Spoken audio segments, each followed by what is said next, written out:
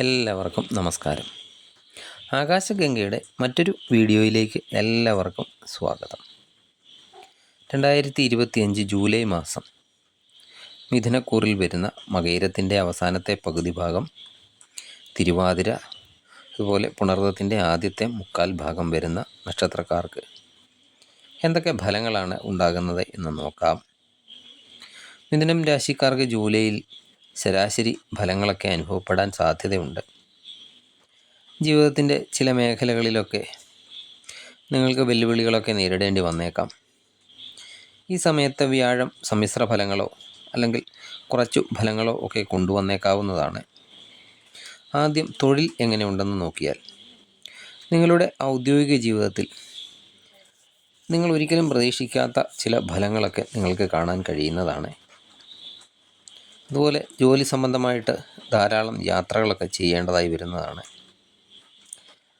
നിങ്ങൾ ഉദ്ദേശിക്കുന്ന കാര്യങ്ങൾ അല്ലെങ്കിൽ നിങ്ങളുടെ ലക്ഷ്യങ്ങൾ ഈ മാസം വളരെ എളുപ്പത്തിലൊക്കെ നേടിയെടുക്കാനും സാധിക്കുന്നതാണ്. ഇനി സാമ്പത്തിക കാര്യങ്ങൾ നോക്കിയാൽ, ജൂലൈ മാസം സാമ്പത്തിക നേട്ടങ്ങൾ ഉണ്ടാകുന്നതിനുള്ള നിരവധി അവസരങ്ങളൊക്കെ നിങ്ങളുടെ മുന്നിൽ വന്നു ചേരുന്നതാണ്.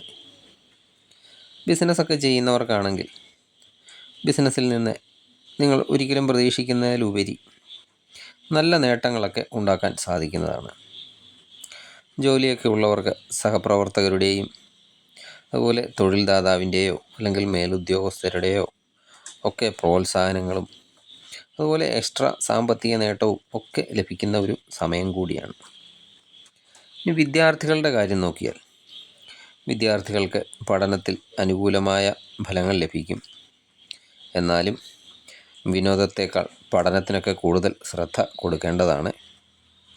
മറ്റ് വിഷയങ്ങളിലൊക്കെ ശ്രദ്ധ പോയാൽ പഠനശ്രദ്ധ കുറയുന്നതാണ്. ജൂലൈ 18 ശേഷം നിങ്ങൾക്ക് ഇതിലും മികച്ച അക്കാഡമിക് ഫലങ്ങളൊക്കെ പ്രതീക്ഷിക്കാവുന്നതുമാണ്. ഇനി കുടുംബജീവിതം എങ്ങനെയുണ്ടെന്ന് നോക്കാം. ജൂലൈ മാസം എന്ത് കാര്യങ്ങളുണ്ടെങ്കിലും കുടുംബാംഗങ്ങളുമായിട്ടൊക്കെ തുറന്ന് സംസാരിക്കേണ്ടതാണ്. കാര്യങ്ങളൊക്കെ മറ്റുള്ളവരെ അറിയിക്കാതെ മറച്ചൊക്കെ പിടിക്കുന്നത് കുടുംബത്തിൽ വലിയ പ്രശ്നമൊന്നും ഉണ്ടാക്കില്ല. എങ്കിലും കുടുംബാംഗങ്ങൾക്കിടയിൽ വൈകാരികമായിട്ടൊക്കെ ഒരു അകലമൊക്കെ ഉണ്ടാകുന്നതിന് ഇത് കാരണമായേക്കാം. എല്ലാവരോടും കാര്യങ്ങളൊക്കെ തുറന്ന് ആശയവിനിമയമൊക്കെ നടത്തുന്നത് നല്ലതാണ്. ഇനി ലവ് റിലേഷനൊക്കെ എങ്ങനെയുണ്ടെന്ന് നോക്കാം. ഈ മാസത്തിൽ നിങ്ങളുടെ പങ്കാളിയെ കാണാനുള്ള അവസരങ്ങളൊക്കെ വളരെയധികം കുറവായിരിക്കും. ജോലിയുടെ തിരക്കോ അല്ലെങ്കിൽ മറ്റു കാര്യങ്ങളോ അതിൻ്റെ തിരക്കൊക്കെ കാരണം നിങ്ങൾക്കിടയിൽ വൈകാരികമായ ഒരു അകലമൊക്കെ ഉണ്ടാകുന്നതാണ്. അതിനാൽ തിരക്കുകൾക്കിടയിലും അല്പസമയം അവരോടൊത്ത് ചിലവഴിക്കാനൊക്കെ ശ്രദ്ധിക്കുക. ഇനി ആരോഗ്യം എങ്ങനെ ഉണ്ടാകുമെന്ന് നോക്കിയാൽ, ഗുരുതരമായ ആരോഗ്യ പ്രശ്നങ്ങളുടെ സൂചനകളൊന്നുമില്ല. എന്നാൽ ചെറിയ ചെറിയ പ്രശ്നങ്ങൾ ഉണ്ടായേക്കാം. നിങ്ങളുടെ ഭക്ഷണക്രമവും ഭക്ഷണശീലവും ഒക്കെ വളരെയധികം ശ്രദ്ധിക്കേണ്ടതാണ്. ജൂലൈ മാസം കൂടുതൽ ഗുണഫലങ്ങളൊക്കെ ലഭിക്കുന്നതിന് ദിവസവും വിഷ്ണു സഹസ്രനാമം ജപിക്കുക. അതുപോലെ വൈഷ്ണവ ക്ഷേത്ര ദർശനം നടത്തിയൊക്കെ പ്രാർത്ഥിക്കുക.